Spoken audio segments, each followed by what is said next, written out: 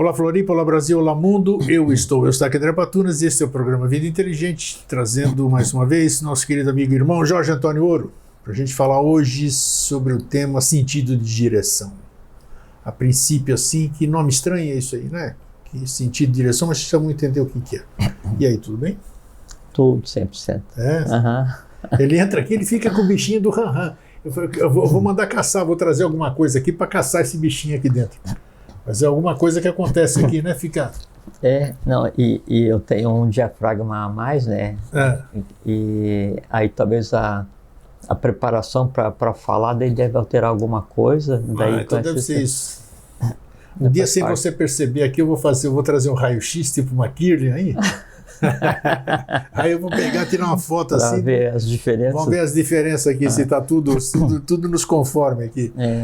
Então, do resto, então tudo beleza. Tudo igual aos iguais dentro das diferenças. Perfeito, então tá aí. Então, essa questão, quando esse tema apareceu, então eu achei o sentido de direção e logo em seguida eu já captei o que era, né? Que a gente hoje... todo mundo fica falando que caminhos, qual é o caminho a seguir? Esse é o caminho a seguir? Ou vamos fazer isso, vamos fazer aquilo. E hoje nós vamos falar também... vamos esclarecer essas coisas que muita gente hoje está presa em essas coisas cartesianas, em cima, embaixo, na frente e atrás. Isso aqui, na verdade, não existe nada disso, né? São termos que a gente usa para se posicionar porque precisa aqui, que nem nós falamos no programa anterior. Para criar referenciais. Exatamente, né? Tem muitas coisas que você não tem. Se você não inventar alguma referência, você não pode nem sequer mencionar, porque ninguém vai saber. Que nem nós falamos outro dia também, num programa qualquer, sobre os sonhos, né? O sonho doido, lembra que a gente falou? Sim. É doido porque você nunca viu aquilo lá, então não tem como comparar, ele é doido. Porque o sonho não é doido, é doido. Doida é a interpretação que eu vou tentar fazer. Exatamente, então é isso. Então vamos falar sobre isso aí, vamos dar orientação. Vamos falar sobre caminho, né? Sentido de direção, já disse sobre isso, então acho que vai ser legal para a gente esclarecer uma série de coisas aí. Então, passo a palavra, estou aqui ao meu dileto irmão aqui para a gente esclarecer. Vamos ver o que pinta aí hoje. Obrigado pelo convite para vir de novo aqui, né? Sempre é uma alegria, sabe? Que daí a gente vive um mundo tão assim...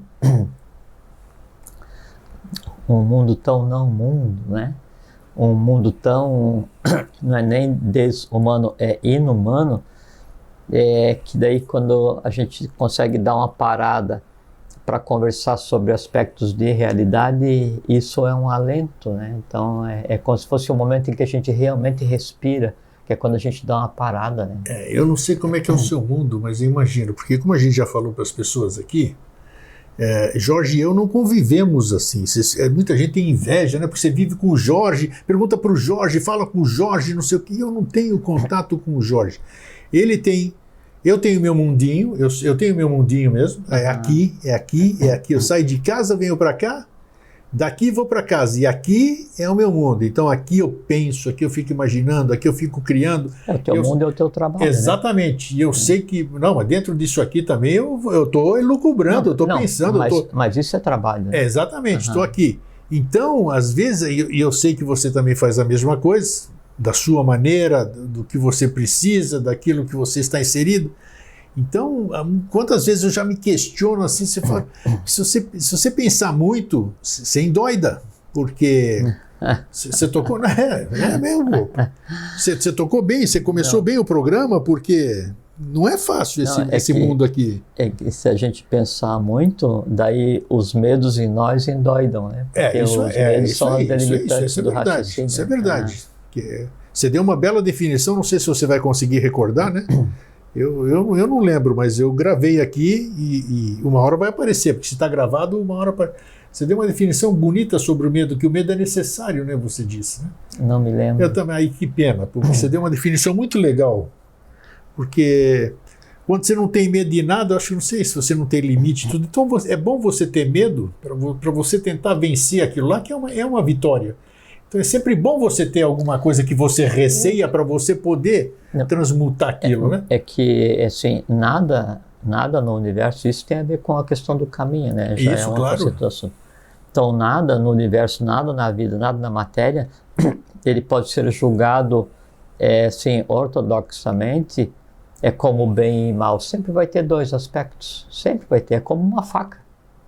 Dois lados ali. Né? É como qualquer coisa, é como a palavra, é como o pensamento, é como a ação, é como a emoção, é como o medo. É quando a gente rotula de medo, automaticamente se coloca um pré-julgamento que aquele medo ele é gerado de maneira negativa, ele em si é negativo e dele só pode vir coisa negativa, né? Mas, por assim, o instinto de sobrevivência, né? Ele não é medo, ele é inteligência daqueles seres que são responsáveis pela sobrevivência orgânica. É isso aí, Todo ser vivo ele tem por prioridade, por premissa, se manter vivo. O instinto da sobrevivência, né? Todo ser vivo, né?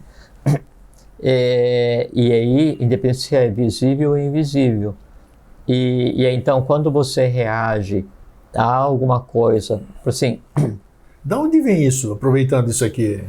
Isso aí que é natural a todos, que eu assisto muito esses documentários, esses canais sobre mundo animal, todos eles têm um instinto e eles farejam, está dentro deles, como é que eles tinham essa noção, como é que todo ser vivo, como você falou, tem esse negócio, o instinto da sobrevivência. Sim, no caso do animal, o instinto ele é inerente à própria alma-grupo, né? O grupo de animais, né? Sim.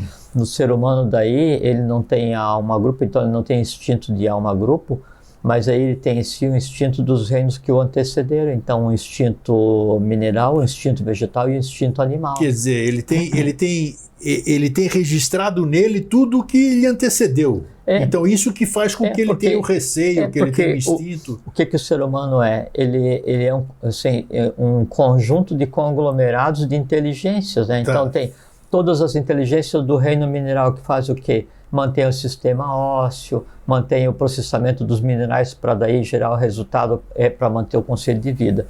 Tem toda a inteligência do sistema vegetal, né? Aí é o sistema neurovegetativo, é a parte da decisão do simpático, parasimpático, como é que vai interagir. Tem todo o instinto, todo o conhecimento, né, do sistema do reino animal. O que tem na hora do reino animal? Sistema circulatório e o fluxo do prana negativo que é através do circulatório, né? Para que isso aconteça em cada um de nós, então todas as inteligências que animaram esses reinos, elas têm que estar presentes. Por quê? Porque assim, quem vai processar o cálcio no meu organismo? Quem vai processar o ferro? Quem vai processar o manganês, o tungstênio, o zinco? Para que serve a vitamina C? O que acontece quando eu como proteína? O que acontece quando eu como carboidrato? Quem é que vai quebrar isso em unidades que possam ser digeridas pelas células? Como é que transforma isso em energia? Como é que o oxigênio vai ser quebrado? Como é que quem faz isso? No final das contas, é como se assim, eu tenho um grande transatlântico, né? E que daí tem o capitão, tem a tripulação, tem os passageiros, tem a casa de máquina, tem a cozinha, né? Independente da classe do passageiro, né? No final das contas tem alguém na cozinha que vai descascar o tomate. Com certeza. Né? Independente da potência do motor, vai ter alguém lá no motor que é o que faz a manutenção. Essas inteligências específicas, elas existem então em cada quebra de material, na quebra do oxigênio, na quebra de açúcar, de gordura, de proteína, e são inerentes ao reino que lhes cabe, né? Cada uma dessas inteligências, ela tem uma função específica e ela quer se manter viva.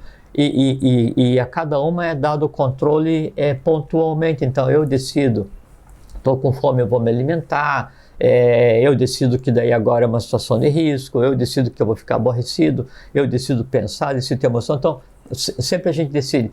Quando entra uma situação que coloca em risco o conjunto como um todo, daí como é que o organismo faz para acordar todos os instintos, né? Que o instinto, para ser acordado, ele demanda uma grande quantidade de energia, né? Tem que haver uma alteração de temperatura no astral para que ele acorde. Aí como é que o organismo, como é que a inteligência orgânica vai acordar todos de uma vez só? Que assim, se fosse tocar uma sirene... Tudo isso é caminho, hein? Estão falando aqui. Isso é o caminho para controlar os próprios instintos. Claro. Então, não vou pegar e bater na porta de cada instinto, de cada inteligência, e falar assim, olha, está acontecendo alguma coisa, vamos nos preparar porque tal. Eu toco uma sirene geral e entra todo mundo em estado de alerta. Adrenalina. Tá. A descarga de adrenalina quando você está em risco, quando tá alterado, né, ela acorda todo mundo no astral, né, na parte de inteligência instintiva. E aí todos eles se preparam e estão assim, na máxima prontidão para sobreviver. É como os animais fazem, né? Só que do animal ele fica submetido a cargas mais altas de adrenalina o tempo inteiro. O ser humano ele fica assim, como ele se aglomera em estados sociais para se proteger mutuamente e trocar alimento, que é o que a civilização é só para isso, né? A civilização começou assim, tem medo de um inimigo, tem um inimigo comum, então vamos nos reunir para daí dar embate àquele externo. E já que a gente está junto, então vamos trocar alimento e trabalho. Você produz A, eu produzo B, a gente troca. Tanto é que o início do Estado Social era só na permuta, né? E aí então, quando o ser humano ele não tem um estado sempre alterado de carga de adrenalina, porque ele pressupõe que vai estar seguro, ele pressupõe que está num estado social que o protege, uma porção de coisas. E aí, quando há uma situação de risco, daí, então, desencadeia nele exatamente o estado máximo de inteligência animal, que é a adrenalina, daí, então, tudo fica alterado. Eu queria fazer duas colocações só, duas lembranças. Eu li, faz um tempo aqui, um livro teosófico muito interessante, eu acho que Introdução à Teosofia, alguma coisa, que fala uma coisa interessantíssima. Pode ser verdade, pode não ser, não importa. Toda experiência, se nasceu uma pulga agora e a pulga morreu, essa experiência do nascimento e a morte da pulga está registrado no éter, está registrado tudo. 100%. Então veja só, toda a experiência, por isso que agora é bom a gente falar sobre isso, tudo que eu até perguntei qual é o resultado disso do medo, por que esse instinto tudo, pelo que eu li lá, faz parte de nada é inútil, tudo soma. É que assim... Eu não sei como é que é esse processo, né? Assim, a gente pensa com essa cabecinha aqui. A gente pensa assim, nós vamos ter uma experiência de vida de 70, 80, 90, 100 anos cada um, né? Puxa, eu vou viver 100 anos, 60 anos, não interessa quantos anos, né? Daí você pensa que aquilo é uma grande coisa. Se você vai ver aquilo no contexto, é como quando a gente olha uma vida efêmera, né? Daquela borboleta que veio, se transformou no casulo, criou asa, vai, vive 2, 3 dias e fenece, né? Tá, ou vai, encontra uma luz, pensa um poste, pensa que o poste é o sol e se debate no poste até cair morta e desperdiçando a vida, que é um caminho é interessante, né? Lógico. Isso aqui, pelo que diz ali, fica tudo registrado. Então você tem a gente pode até fazer assim, a diferença entre uma vida de lei e uma vida contra a lei seria a diferença da luz do sol para a luz de um poste. Você é a borboleta. Ah, tá. Então, mas ela, quer dizer, esses registros todos ficam válidos? Tudo. Independente do que você faça, porque assim, então a matéria a menor matéria do universo, a menor unidade de matéria do universo chama Truth, né? E a menor quantidade de tempo de medida universal também chama Truth. E é interessante que daí o tempo e a matéria não está contido no outro, né? Porque o Truth, né, é o tempo que a matéria demora para se propagar em torno de determinado ponto em determinado momento. E cada um desses pequenos elementos não é nem subatômicos, né? É como se fosse nanoatômicos, infraatômicos. Nano, mais certo. Ele é um espelho perfeito do universo como um todo. Acredito. Então o universo inteiro ele é formado como se fosse um grande espelho, né? Um gigantesco espelho. Só que esse gigantesco espelho é formado de pequenos espelhos menores do que um átomo. Isso mesmo. E cada pequeno espelho reflete tudo que está refletido no grande espelho. E aí isso é que determina nossa integração com o meio. Isso que nos faz seres cósmicos ou tão seres ou tão elevados quanto qualquer consciência que exista materializada em qualquer ponto do universo é desconhecido para o ser humano. E isso que faz com que aí a gente tem a liberdade de, enquanto um ponto que é reflexo do todo, então é o todo, tem autoridade e autonomia para escolher qual é o caminho percorrer, para ver se vai ser útil ou inútil. E voltando só para complementar, que é aquela questão do medo, no meu caso, por exemplo, a minha definição do medo eu descobri que é sobre o desconhecido. Eu tenho medo do desconhecido. Vou dar um exemplo. Água. Água. Você que você tem medo de água, que você já teve uma experiência feia de água, né? Ou quase afogamento, né? Você falou. Não, eu morri, né? Você morreu, tá. Aí foi ressuscitado lá depois do eu tive um caso ali, mas não tenho isso aí. Mas sabe que, assim, daí não restou medo porque a experiência da morte foi extremamente agradável. Essa que é a coisa intrigante. Depois eu morri mais umas 3 vezes, 4 vezes. E é sempre parecido. Mas ele toma banho assim, né? Porque o chuveiro não tem perigo, né? Não, na água foi só uma vez. Então, mas o que eu quero dizer é o seguinte, por exemplo, eu vou atravessar um riacho. Se o riacho tem águas turbulentas, eu tenho... turbulentas não, barrentas. Se ele tem águas barrentas, eu fico no maior medo de atravessar aquele negócio lá. Pode ter 30 centímetros... como pode ter 100 metros de profundidade, mas o fato de eu não saber quanto tem de profundidade aquilo lá, eu já não atravesso, fico com um pavor terrível. Agora, peraí, esse controle... Isso é um medo instintivo, né? Agora, se vê as águas cristalinas, tipo os mares da Grécia, ou aqui do nosso Nordeste, tudo isso aqui, 200 metros de profundidade, mas você consegue ver os 200 metros. Fico lá em cima da água e não estou nem aí se tem 200 metros aqui embaixo, porque eu estou vendo os 200 metros aqui embaixo. Tem 2 aspectos, né? E isso é interessante isso, muito, né? Porque isso aí tem a ver, inclusive, com o medo do escuro que criança tem e alguns adultos também. Claro. Né? E é o mesmo artifício usado na pessoa que daí ela entende o terror como lazer, né? Então, a primeira coisa que daí é uma realidade é que daí o medo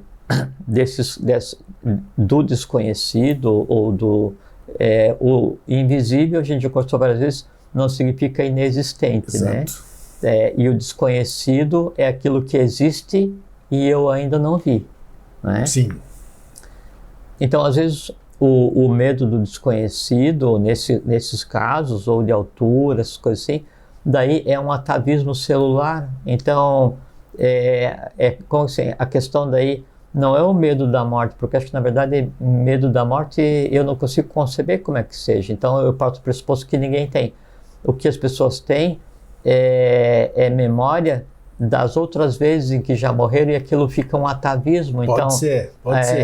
O incômodo da forma é que é associada com o evento em si. Isso é a primeira coisa. A segunda coisa, e aí tem a ver com um reflexo. Então, se você tem medo de água escura ou de água turva, não é que você tenha medo da água turva, você tem medo daquilo que você imagina que possa ter na água turva. Então, tudo aquilo não está na água, está em você. E daí, o que tem em você? Né? Aí tem todas as ocorrências, né, que você tenha registrado com relação ou que aquilo me faz lembrar alguma coisa similar, né? Similibus, sei lá o que é. Similibus congregante, isso aí, semelhante atrás semelhante. Então, assim, são artifícios simples. Então, se você para analisar essas coisas, você traz à luz essa mecânica, e em trazendo à luz a mecânica, daí você consegue aplicar a lógica e resolver. Todo medo, ele cede à lógica. E nós estamos falando hoje sobre caminho de direção e sentir direção. Tem gente que não consegue caminhar porque não consegue superar os medos que tem para trilhar o caminho.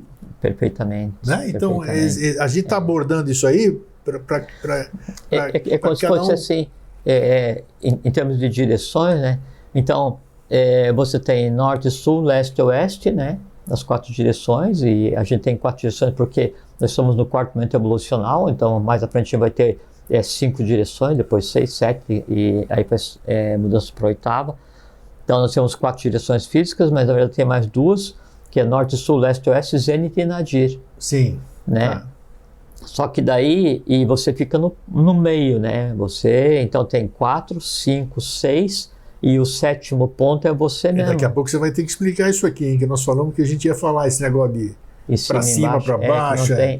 O que acontece assim, não existe em cima e embaixo, mas existe a direção em si, né? que acontece é que você não pode chamar nem em cima nem embaixo, né? Porque não existe nem em cima e embaixo, né? Nem dentro e fora também não existe, né? Então você tem norte, sul, leste, oeste, Gênito e Nadir, e você é o ponto central, né? Porque a partir de você, então você pode ir para lá, para cá, para lá, para cá, para cima e para baixo. Você fez um desenho para mim aqui, nós estávamos conversando, né? E você me desenhou isso, né? Lembra? Sim, que eu estava explicando para você como é que é para você entrar e ver e viver o que se chama de quarta dimensão. Perfeito, isso mesmo. Agora estou visualizando aquele. Então, é muito interessante daí nessa questão que a gente está conversando do caminho enquanto direção. Então você tem as direções, norte, sul, leste, oeste, Gênito e Nadir, e você está no meio desse negócio. Então existem 6 e você é a 7ª coisa. Se você é a 7ª coisa, você já está ligado à 8ª coisa, que é a coisa invisível. E aí quando você gira sobre você mesmo nesse ponto, então você começa a sair daquela matéria toda de 6 direções e fazer parte enquanto 7º, da 8ª coisa, que daí já é o que seria o conceito de invisível, né? Ou quarta dimensão, ou N dimensão, não interessa qual. Por analogia, né, o ser humano, então, antes que ele consiga ir para qualquer uma direção, ou antes que ele consiga dominar todas as direções físicas, ele tem que ter aprendido a girar sobre si mesmo, né? Onde se aprende isso? Dentro do caminho da iniciação, dentro da escola iniciática? Não, isso é iniciação. Isso é iniciação. É porque o girar sobre si mesmo... Já estão perguntando aqui, com certeza. Porque onde é que tá isso? O girar sobre si mesmo é exatamente isso. É você provocar um movimento centrífugo e centrípeta, né? Sim. Que daí expulse e traga para você várias vezes você mesmo, com maneira de daí fazer com que tudo que você tem depositado no fundo da alma, ele vem à tona para ser visto. Nada que não é visto é compreendido. A única maneira de compreender é vendo. E eu posso ver fisicamente, ou astralmente, ou mentalmente, ou budicamente, atmicamente, não interessa o que seja, eu tenho que ver. Porque quando eu vejo alguma coisa, obrigatoriamente eu vou estar estabelecendo uma conexão. E essa conexão pode ser de início, de baixo para cima, e depois no mesmo plano. Quando estiver no mesmo plano, eu sou a coisa que eu vejo. Então, se eu não permitir que aquilo que existe em mim me veja, para que então eu lhe ensine, eu não vou conseguir nunca dar um passo. Então, antes que eu consiga dar um passo em qualquer direção no mundo dos seres humanos, para transformar o mundo dos seres humanos, eu tenho que ter andado o meu mundo, eu tenho que ter dado os passos necessários em mim, ou eu tenho que adquirir força suficiente para daí então pegar e dar um passo. E é como por assim, e aí se eu vou fazer uma aquisição de conhecimento desordenada, ou escolher um caminho que não procede, então não tem aquela brincadeira de você botar o bastão e ficar girando em volta? Tem. Aí quando você vai tentar andar, onde você vai? Você tomba. Cai. Né? Então, o girar sobre si mesmo, que daí é desencadear um processo de iniciação para você ir por um caminho adequado, ele pressupõe o quê? Força de vontade. E a força de vontade vai estar baseada em quê, nesse caso? Na visão. Você tem que daí, no momento que você é senhor daquele torvelinho, daquele movimento, você fixa a visão em um ponto, estabelece um caminho, e aí você vai. Você pode desviar alguns milímetros, mas cair você não vai. Se você não faz isso, aí você um exemplo disso refém da brincadeira. São os deviches com aquelas músicas, né, que ficam dançando, rodando sobre si, um equilíbrio fabuloso. Né? Isso, os deviches. Sim, do Sufis também. Sufis, exatamente.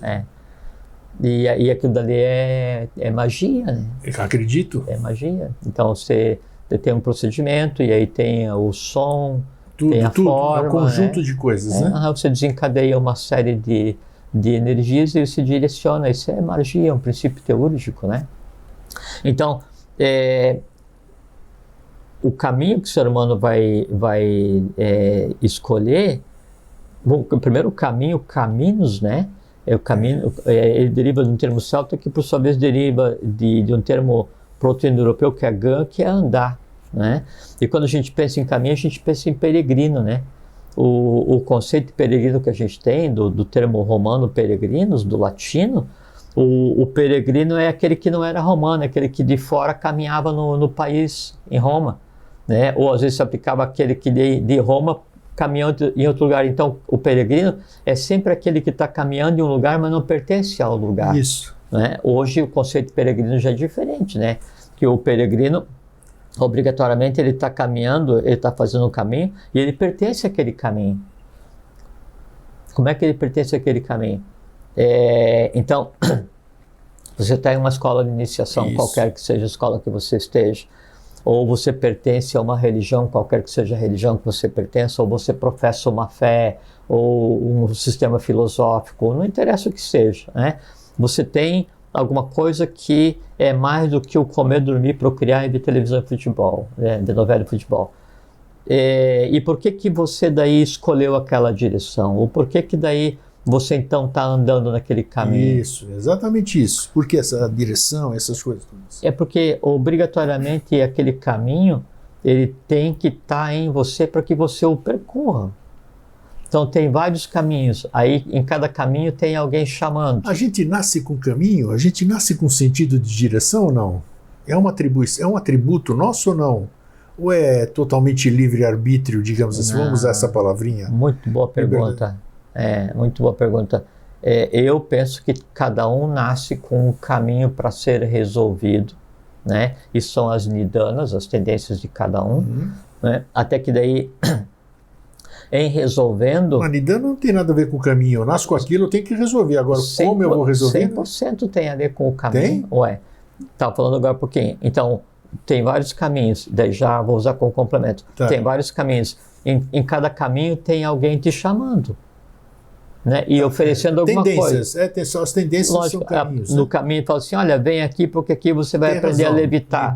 Vem aqui porque vem nesse caminho porque aqui eu vou falar em teu nome para Deus e você vai adquirir a paz eterna. Isso. Vem para cá porque aqui você vai ter saúde. Vem aqui porque aqui você vai ter riqueza. Vem aqui porque aqui você vai ter poder. Vem aqui porque aqui eu vou te contar os mistérios do universo. Um monte de tendências, tem razão. E aí aquela voz que está convidando, ela tem que encontrar um eco. É como se fosse assim, você está no mercado, né?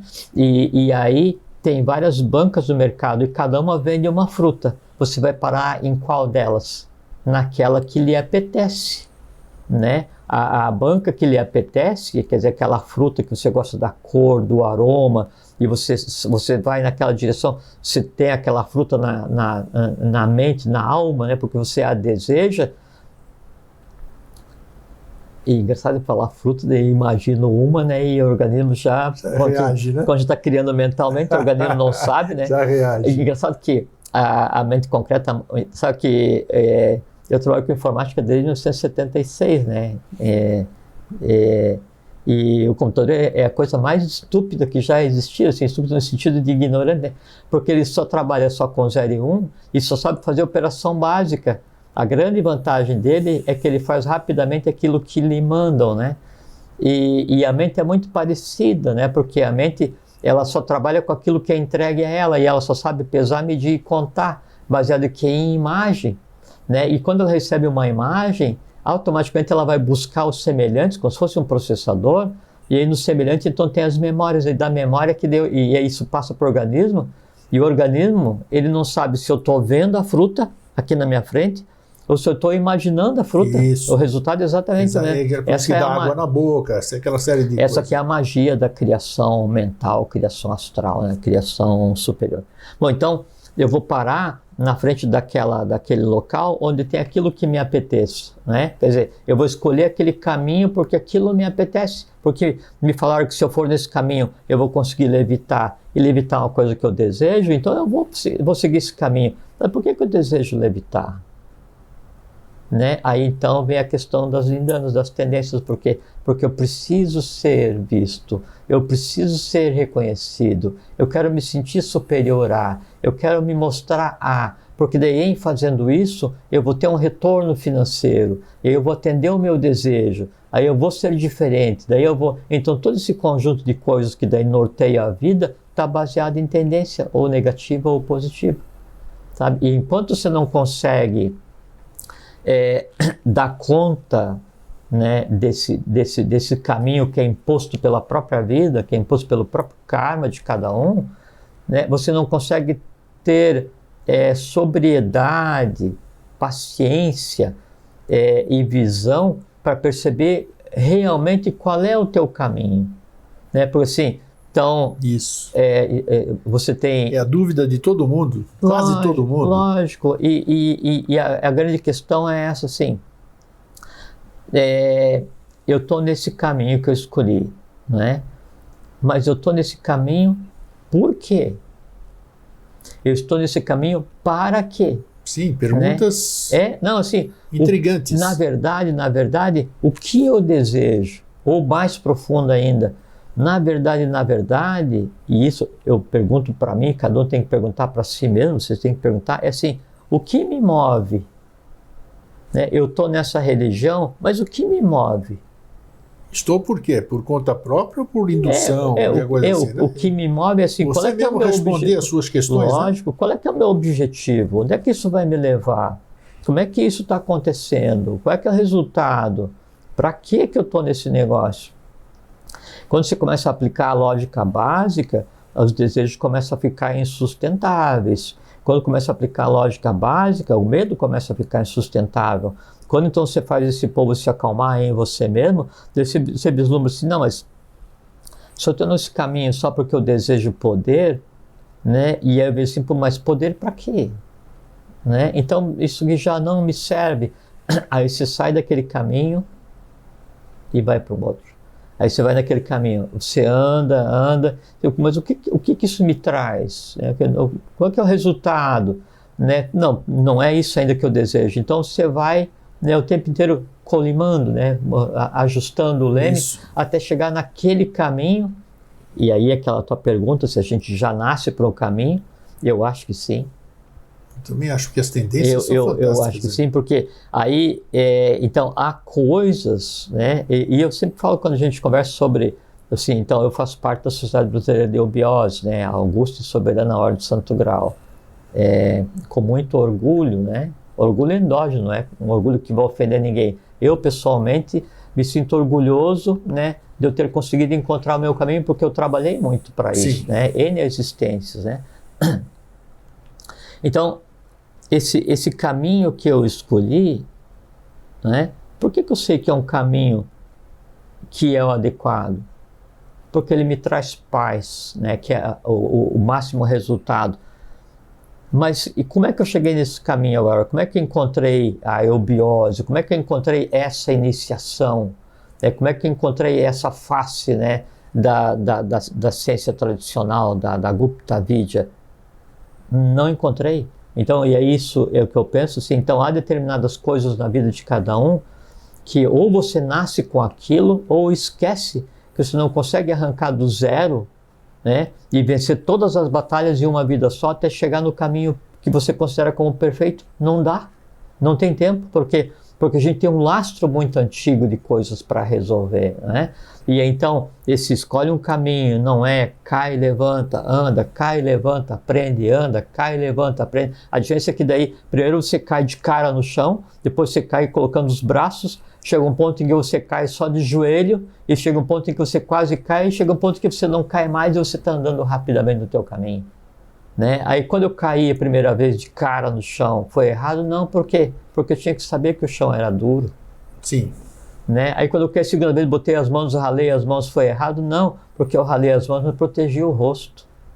Né? Então você vai aprendendo em cada caminho, até que chega um ponto em que você diz, puxa, como que eu não vi isso antes? Você não viu isso antes porque você tinha que estar com cicatriz no rosto, nas mãos, no cotovelo, no joelho, no ombro, dolorido, experiente, né? Para daí você estar no caminho, e aí quando você então, você está naquilo que você julga que é o teu caminho, né? E você vê daí alguém procurando um caminho, você diz assim, olha, se você for por ali, pode ser que caia, então se for cair, protege o rosto, se machucar a mão, não chore, cicatriz no joelho faz parte, ficar dolorido logo passa, o importante é você continuar andando, então você consegue compartilhar a experiência com os outros para mostrar qual que é o caminho. Por exemplo, assim, é o que a gente tem feito aqui, aqui 13, 14 anos, compartilhando opiniões para mostrar nuances, facetas de um caminho que a gente considera como bom. Você tocou num assunto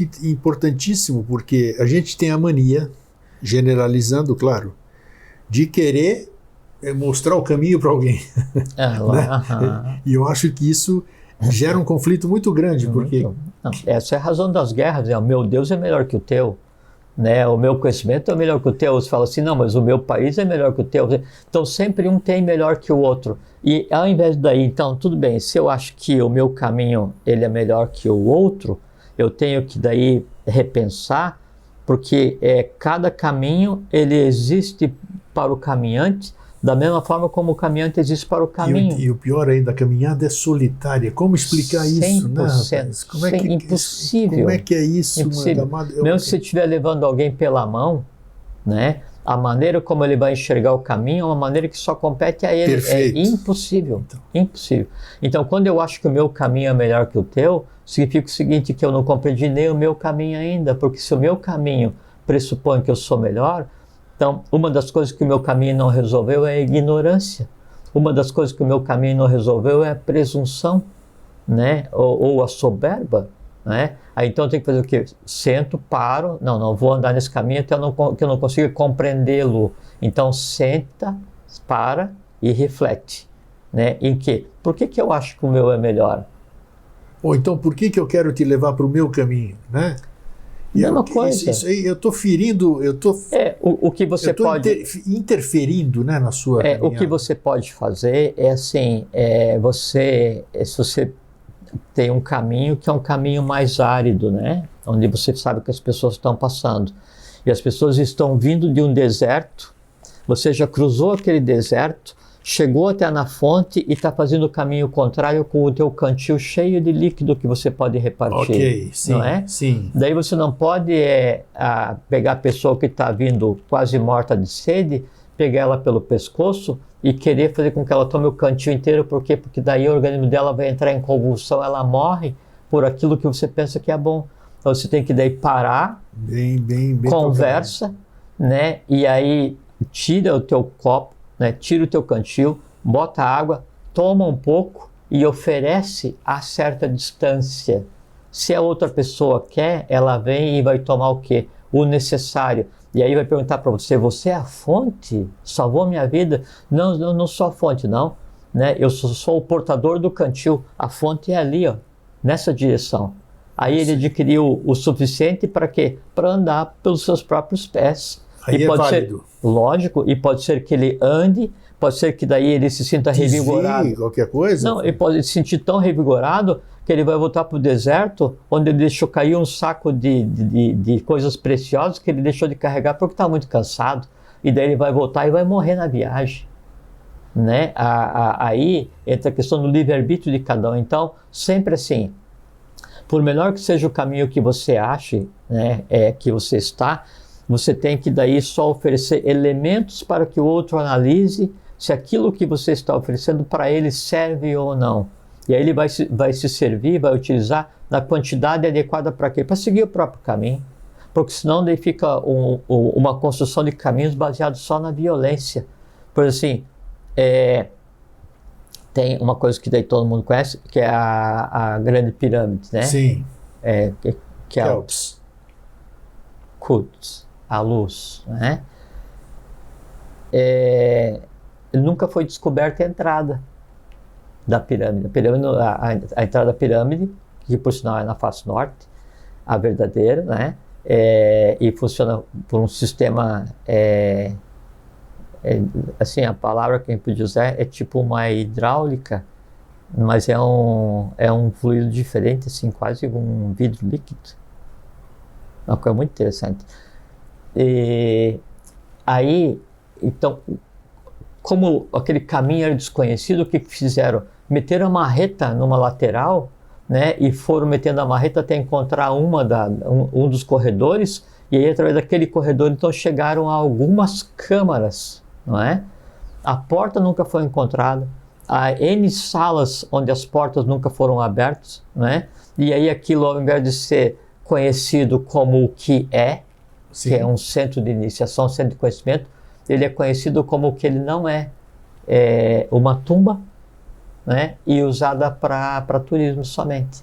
Então, é uma imagem que mostra muito bem assim, o cuidado e o respeito que a gente tem que ter, mesmo quando a gente está buscando um caminho, porque às vezes a gente chega em um lugar, né, onde todas as portas são de cristal e a gente chega de bota e picareta.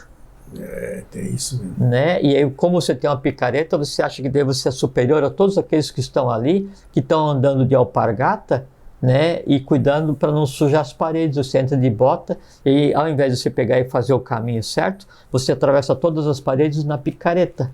Né? E aí chega numa sala qualquer e você acha que você é o mestre, ou é o iniciado, ou é o adepto. Por quê? Porque você chegou mais cedo, chegou antes do que aquele que ainda estava de alpargata andando calmamente fazendo os caminhos. Nesse caso que você abordou agora, deve ter uma coisa esotérica enorme aí dentro, por exemplo. Vamos falar, está dentro do assunto, as 3 pirâmides. As 3 pirâmides foram feitas de acordo, isso é, todo mundo sabe, sobre as Pleiades, né, tudo aquilo é igualzinho lá. É um retrato fiel daquilo lá. Isso não foi um acaso, isso denotava um caminho disso aqui. As pirâmides foram construídas antes dos egípcios, né? Então, qual é o sentido? Elas indicam o quê? Além de fatores para mim são energéticos, aquilo lá são usinas, na minha opinião, eu não tenho fundamentação nenhuma para defender isso, mas para mim são usinas, né? E por que foi seguido esse caminho astronômico, exatamente igual? Isso aí não pode ser uma coisa devocional. Tinha uma coisa além disso, indubitavelmente. A devoção, ela só ganha espaço quando o conhecimento ainda não existiu, foi esquecido. Tá. Né? Sim. É mesmo que você pega um conhecimento puro, conforme ele vai se degradando, ele se transforma numa religião. Sim. Né?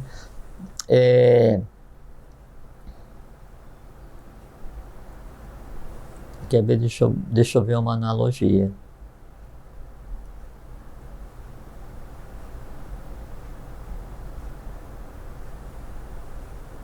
Não dá para fazer analogia com o momento atual, porque daí nada do que a gente tem vai ficar como referência. Sim. Mas assim, daí você imagina um tempo grego. Não falei nem das medidas, hein? Não quis nem mexer nas medidas, aí que é outro negócio fabuloso. Mas você imagine um tempo em que aí a civilização está no seu apogeu. Você tem um apogeu civilizatório, né?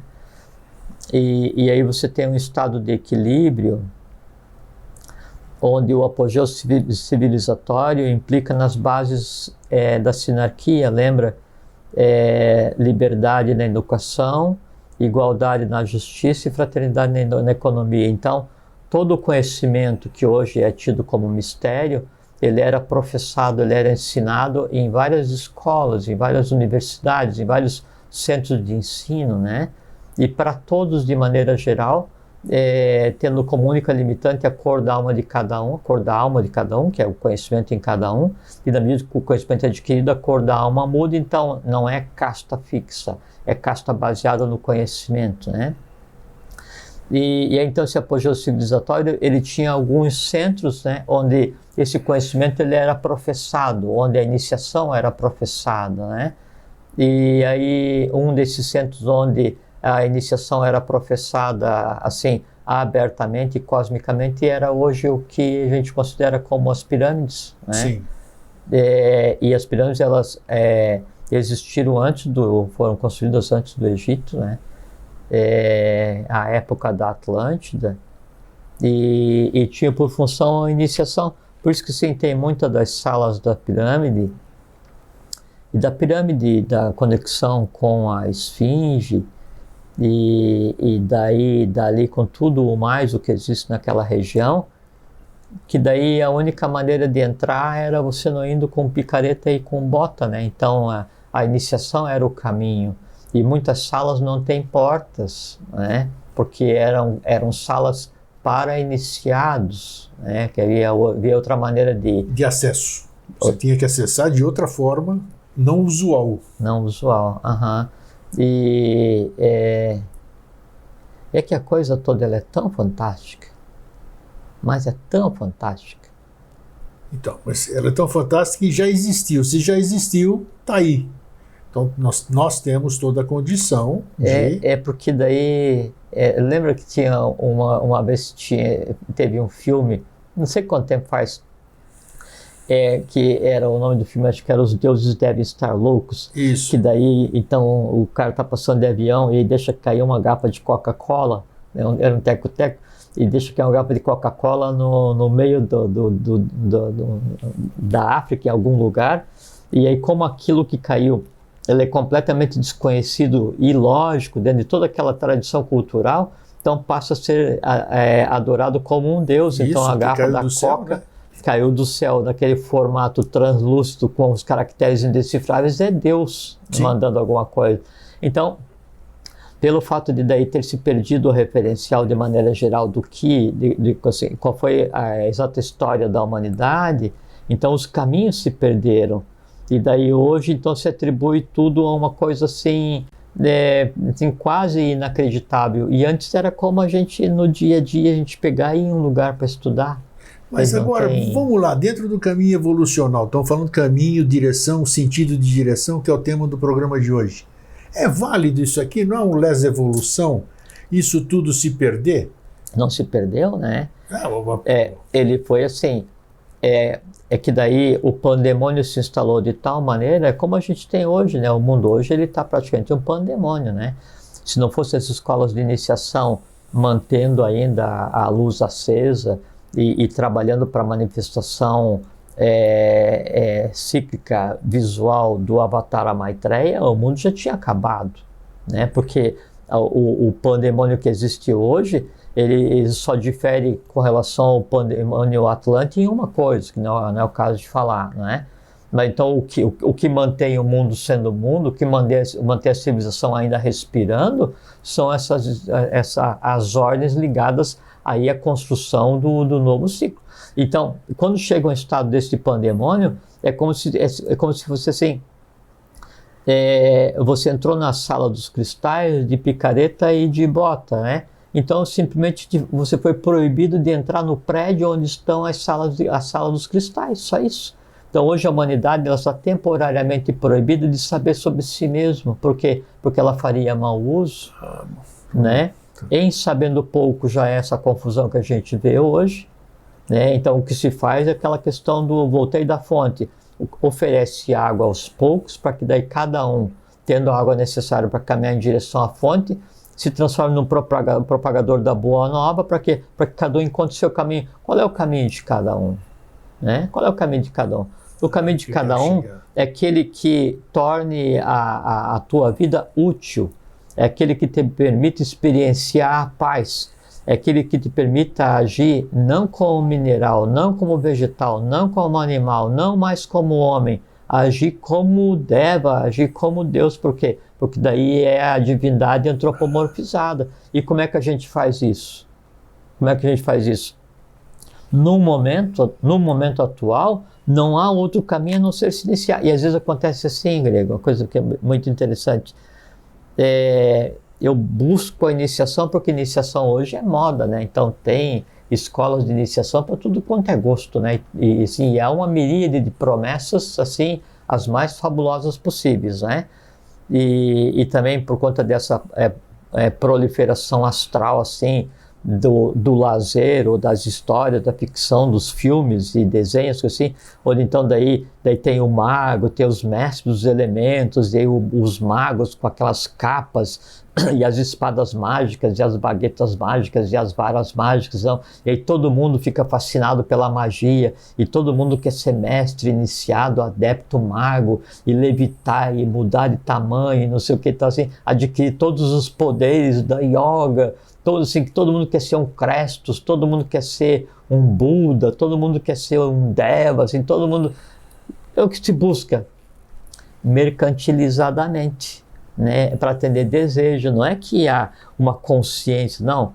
Eu preciso de um caminho que me traga conhecimento, que me traga paz, que me traga harmonia, que me permita assim, o assenhoramento da minha própria vida. Eu preciso agir como humano em determinado momento. Eu preciso, o surge et ambula, assim, levanta-te e anda, né? E aí, só que assim, daí a pessoa assim, eu vou por um caminho.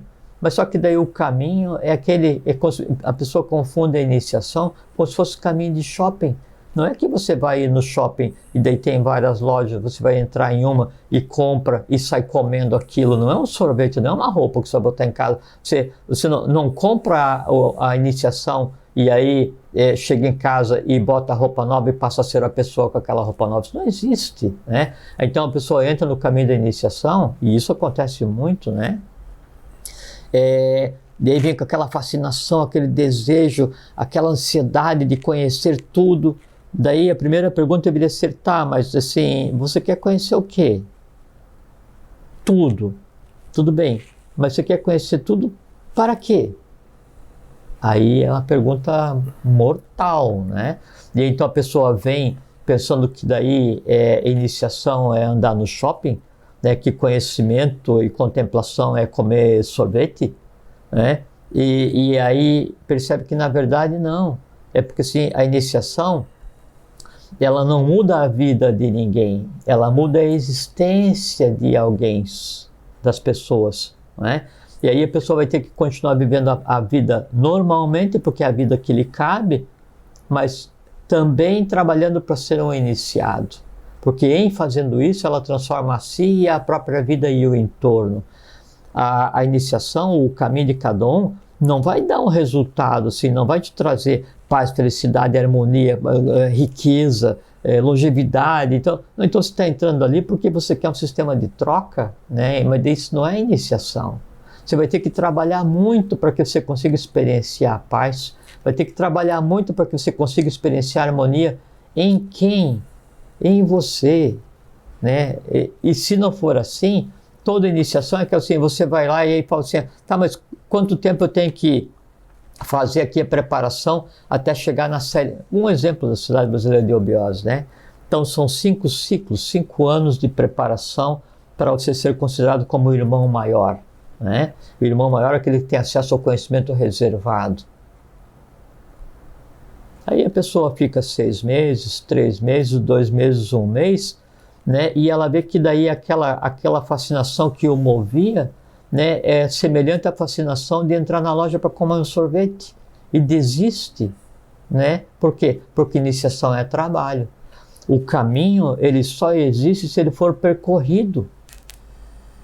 E se ninguém percorrer o caminho, ele deixa de existir. A gente conversou outro dia, é como se abrir uma picada na floresta, ou todo mundo passa e aquilo passa a ser um caminho, e o caminho é tão necessário para o peregrino, quanto o peregrino é necessário para o caminho, ou se ninguém passar, a floresta toma conta.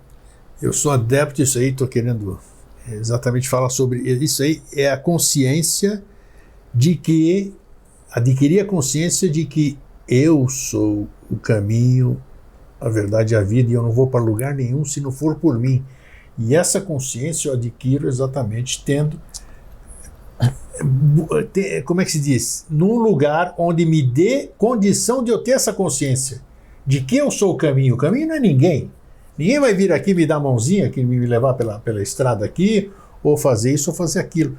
Mas me dá consciência de que eu tenho toda essa capacidade do caminho solitário que nós falamos, e eu tenho, seja através de uma escola de iniciação, seja através de autoconsciência, qualquer coisa, eu tenho que tomar essa consciência de que tudo depende única e exclusivamente do meu livre-arbítrio, da minha decisão e da minha consciência de saber que eu sou. Porque hoje nós estamos com o advento de Maitreya. Muito falo de Maitreya, que Maitreya nasceu em 24 de fevereiro de 49. E o último avatar que nós tivemos, que não foi avatar, foi um Bodhisattva, né? Era o Salvador. Era esperado como Salvador, tanto é que espera-se até hoje que ele retorne como Salvador para salvar as pessoas não sei do quê. Levar para um lugar tranquilo, longe daqui de assalto, de chuva, de trovoada, essas coisas. Então, se não houver essa consciência hoje, é por isso que Maitreya não se manifesta, acho, né? Porque se ele aparecer hoje, vão pensar que ele é o Salvador de novo, vão começar a achar que ele é o caminho, que não precisa fazer mais nada, é só perguntar lá para o Maitreya, e aí, você me leva para essa... O mundo do Avatar, Ele é um estado de consciência, então hoje ele está existindo, antropomorfizado, é uma realidade, é uma opção de coisa, né? E faz parte dos mistérios. Mas é um estado de consciência. É preciso que você entenda o que está acontecendo, para que em você entendendo, você veja o que está acontecendo. E daí se você... É como você... eu gosto de fazer analogia porque daí permite assim, uma coisa mais simplesmente concreta, montar uma imagem. Você vai num filme 3D, né? E você está assistindo sem o óculos. Você está assistindo do mesmo jeito, está ouvindo barulho do mesmo jeito, só que você está perdendo o quê? A beleza do processo. Perfeito. Né? Então, o mundo hoje, assim, o filme está acontecendo no mundo hoje, né? Só que é um filme, daí não é nem 3D, né? Então, vamos supor assim, é uma realidade heptadimensional. ND. 7, né? Hepta. O instante do Sapta, né? E o óculos que me permite ver, porque assim, eu estou no cinema, tem o cara do lado que está sem o óculos, e eu estou aqui com o óculos. Nós dois estamos no mesmo cinema, com o mesmo som, vendo o mesmo filme, só que a experiência que eu estou tendo é divina, é suprema, porque eu estou vivendo integralmente aquilo. E o que é o óculos? A iniciação. Pronto, beleza, muito bem explicado. Bela mais nada. Aqui. O mundo é o mesmo, fisicamente é o mesmo, a gente está no mesmo local, entramos pelos mesmos méritos, né? A diferença é que daí na hora de entrada ele estava louco para vir sentar, mesmo já tendo cadeira marcada, porque na vida todo mundo tem cadeira numerada, ninguém pega o lugar do outro, não é? Que são as escadas e danos, o karma de cada um, ninguém está na família nem na parte que não seja bem sua, né? Aí o cara entrou correndo, trôpego, assim, ansioso para sentar, para logo começar. Eu entrei calmamente, fui ver onde é que era, daí vi que tinha uma pessoa de pé oferecendo o negócio que era isso aqui é um óculos 3D. Eu disse, como é que funciona esse negócio aqui? Não, é muito simples, você senta e coloca. Né? Ainda sentei, aí tive uma certa resistência, porque eu não gosto que ninguém me diga as coisas, eu gosto de fazer as coisas sozinho, né? Mas, pô, já que eu tô com esse treco aqui, por curiosidade eu vou. Eu vou sim, cautelosamente eu coloco, olha, primeiro para um cantinho da tela, para outro cantinho, assim, puxa, aí eu coloco assim, meu Deus. Isso é outra coisa. Pai, né? Henrique, assim, puxa vida, mas que negócio sensacional que é esse troço. Né? E o que está do meu lado está vivendo a vida do mesmo jeito, está respirando do mesmo jeito, vai comer a mesma pipoca que eu estou comendo, só que aí ele não está vivendo em um mundo que lhe seria de direito, por quê? Porque ele não quer. Por quê? Porque a iniciação é de todos. O óculos 3D estava lá, aí ele se puxa, mas ele olha para o lado e fala assim, nossa, mas você está com uma cara de tão contente. Aí eu digo assim, você está com a cara tão contente? Não, porque eu estou vendo ali, você não está vendo assim aquele negócio aqui, aquelas imagens que vêm para cima de você e tal. Eu disse, não, é isso aqui, ó, iniciação. Ele disse assim, mas eu não peguei. Ele disse, não, mas desce ali, aí pega. Está lá ainda. Aí o que ele tem que fazer? Aí ele tem que se levantar, tem um caminho que já está escuro, que ele tem que percorrer vagarosamente para chegar lá, né, na iniciação, pegar e fazer o caminho de volta para vir ali. Aí ele perdeu um pedaço do filme, né? Não é que ele perdeu um pedaço do filme quando ele foi buscar o óculos. Ele ganhou o resto do filme, porque senão ele não ia ver nada. Claro. Isso que é iniciação. Isso que é escolher o caminho. Mais nada. Hoje nós estamos... Quem está nos assistindo agora, por incrível que possa parecer, até surpresa, para quem pode estar ouvindo isso aqui, tem criança de 5, 6, 7 anos que assiste Vida Inteligente, assiste os temas que nós estamos... Sim, senhor. Eu sei, isso é verdade. Umas vieram conversar comigo. Então, isso aí e muitas, não são pouquinhas não. Então nós temos de 6 a 80, 6 a 90 anos. Então, os que têm 6 anos, que têm 7 anos, têm um longo caminho a trilhar, né? Uma longa direção para trilhar. Ou não, né? Ou não. E os que estão aqui para cima, já longevos, vamos dizer, podem estar se questionando nesse momento, caramba, eu já estou no 80º período aqui da Terra lá e ainda não encontrei o meu caminho. Que mensagem você passa para as duas pontas, para a gente encerrar? A primeira coisa, e é um termo que você usa, que é o víscera, né? Isso. E que para mim é motivo de entusiasmo, né? Só que entusiasmo é essa presença de Deus no ser humano, né? é o fato de você estar ouvindo ou você estar vendo, né, isso. Então, se você chegou até aqui, peregrino, né, então é porque você está procurando alguma coisa. Então, encarecidamente eu sugiro, né, lhes peço assim, que a lei haja em cada um de vocês e através de cada um de vocês, para que daí cada um de vocês persista nisso, porque imagina, Grego, assim, você falou da questão de 80 anos, a pessoa fala assim, mas eu cheguei com 80 anos agora para fazer os graus, né? Cheguei tarde, gastei a vida inteira. Não, na verdade é o seguinte, você chegou cedíssimo para o teu futuro, né? Porque você conseguiu uma vida inteira resolver tudo que tinha que resolver, dependências, né? E se considere um duíjon, 2 vezes nascido, se encontrou o caminho. Da mesma forma com aquele que vai se formar em medicina com 70 anos. Ele não é bacana, conseguiu se formar com 70 anos. Mas lógico. É exatamente igual, lógico, um processo igual. Lógico, porque é assim, poxa, mas daí eu estudei medicina durante 10 anos, né? E agora eu comecei com 80, eu estou com 90, daí eu vou, né, e digo assim, eu queria trabalhar no Médico Sem Fronteiras, né, Medicine Sem Frontiers, né? Isso. E aí eu vou num país qualquer e no meu primeiro dia eu consigo salvar uma criança, né? E no final do dia daí eu me sinto descansado e feliz porque salvei uma criança, salvei uma vida, né? E aí então é a minha doce hora da morte. Pronto. Né? Eu fecho os olhos e morro sorrindo. Valeu a pena estudar 10 anos? Pergunta para aquela pessoa que eu salvei. Para ela valeu a pena. Então pode ser que eu tivesse existido a vida inteira para salvar a vida dela, porque ela vai salvar o mundo. Muito bom, muito bom. Isso aí. Né? A gente é a mesma coisa. A gente chega no ponto certo, na hora certa. A lei nos coloca onde a gente é necessário, não onde a gente deseja. A lei conduz a nossa vida da maneira necessária, não como a gente desejaria para estar em 90 anos de férias sem fazer nada. Não, há trabalho.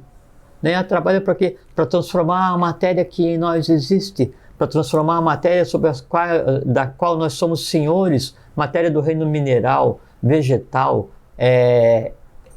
animal, né? É para fazer a união do visível com o invisível, para fazer a união do divino com o humano, construir, criar, permitir que a humanidade inteira use o óculos 3D para ver a realidade que hoje existe, que é a realidade do Avatar Manifesto, né? Assim, então, sempre dá tempo, Grego, sempre é o dia certo, sabe? E assim, mas e amanhã? Não, amanhã é outro dia.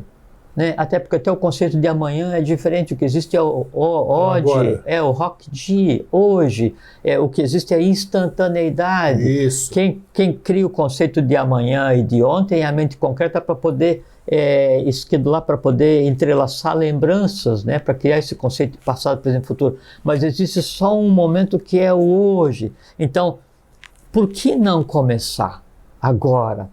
Mas sério, eu não vou lá fazer os graus lá na eubiose e chegar lá e querendo mais falar do que ouvir e vou ficar lá 2 meses e vejo que na verdade eu tenho que estudar um monte e eu quero dizer, não, mas eu quero saber as práticas, eu quero saber as yoga. Não tem no grau peregrino tem prática, tem yoga, né? No Manu, Yama, Karuna, Sorô, então tem prática, tem yoga que daí vai permitir que você equalize, transforme, melhore, sublime, né? O físico, vital, astral, mental, para você se preparar para chegar. Então você é o irmão maior da Ordem do Santo Grau, você tem acesso a um conhecimento jamais revelado, inimaginável.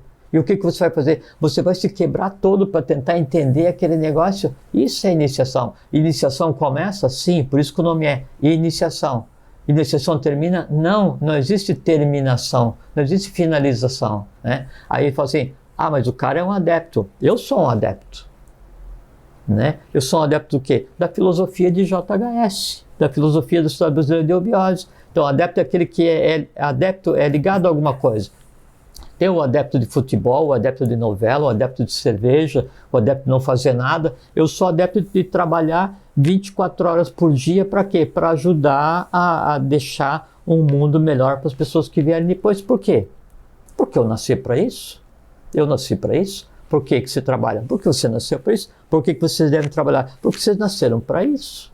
Resolver a vida de cada um resolver a vida de todos e resolver o mundo como um todo. É para isso que a gente nasceu. Esse é o caminho perfeito. Esse é o caminho do adepto. Esse é o caminho do iniciado. Esse é o caminho do ser humano. Esse é o caminho do divino. Não existe outra coisa. Você acha que a lei pegou carona no carro dele hoje? Gostei. Veio bonitinho. Hoje o recado foi maravilhoso aqui. Ó. Não, e veja que é uma coisa simples, né? É uma coisa simples. Legal. Então, assim, tem que ser persistente, grego, sabe? Tem que ser, assim, aquela expressão que o professor Henrique usava, assim, tem que ter intrepidez, tem que ser um intrépido formidabilíssimo, aquilo que a gente fala em tom de brincadeira. Tem que ser aquela pessoa que quando você acorda de manhã, né, e senta para começar o dia, né, daí o capeta fala assim, putz, não acredito que esse cara acordou de novo. Por quê? Porque você vai dar embate ao mal o dia inteiro. A qual mal você vai dar embate o dia inteiro? Primeiro aquele que em você existe. Claro. As nidanas, as tendências, as inércias, e em transformando a mim mesmo, eu estou transformando a matéria, transformando o humano, o divino, o universo, e enquanto isso, o universo inteiro se move loucamente sobre si mesmo, porque aquele momento que eu falei antes, norte, sul, leste, oeste, zênite, nadir e a força centrífuga girando, quem que gira sobre si mesmo? O universo. É isso mesmo, exatamente isso. O universo, ele tem 6 direções, ele é o 7º, e a transformação de vida, energia em vida, consciência acontece por quê? Porque essa elíptica se move ascendentemente sobre si mesma. Esse que é o grande segredo, né? Então, se você faz isso em você mesmo... Pronto, você está em consonância com o universo. Hein? Lógico, porque assim, não existe lá o universo, não existe lá embaixo. Não, existe o universo e eu sou um ser vivo do universo. E qual é a diferença minha, ou de mim, para um sol, ou para um sol oculto, ou para uma hierarquia qualquer? É o tempo de existência, mas o sol, ou uma hierarquia qualquer, um Agnisvatam, Sura, Barishad, não interessa qual seja a hierarquia, as inimagináveis que existem, né, no meio que nos cerca um pouco mais longe, né, qual é a diferença entre eu e eles? A matéria que me forma e o tempo de existência. Só, mais nada. Eu sou tão um ser cósmico, um divino do universo, quanto é qualquer um deles. Ah, mas você pega um Asura, um Agnisvata, ele tem estado de consciência búdico, átmico, tudo bem, me aguarde. Eu vou chegar lá. Né? A mesma coisa deu o elemental, fala assim, puxa, mas aquele que anda ali sobre 2 pernas e que nos criou, ele tem um estado de consciência de Jiva. Quando nós vamos chegar lá? Calma, calma, você vai chegar do mesmo jeito. Todos nós vamos chegar no mesmo, assim, cada um no seu o processo. universo grego é um grande ambiente de iniciação, um grande templo, onde só tem uma porta de entrada e saída. Não tem, não tem ponto de fuga. Né? Você entra no universo por um caminho, por uma porta que é para se iniciar, para pegar a vida energia e transformar em vida consciência. E essa consciência transformada, ela vai sair pela mesma porta. Por quê? Porque é um ponto somente. O resto tudo é só bobagem. Maravilha. 10. Então é isso. Joia. Muito obrigado mais uma vez, Jorge. Obrigado a você. Muito bom. Obrigado a você. É um assunto empolgante, né? Eu gosto muito de conversar sobre isso. Muito aprendizado. A vida é muito empolgante, né? Ela é assim, simplesmente desafiadora e empolgante, né? Quem inventou esse negócio, o cara era bom. O cara, antropomorfizou a divindade. O cara que inventou esse conceito de vida, universo, o cara é bom. O cara, como se diz assim, o cara não é simples, não.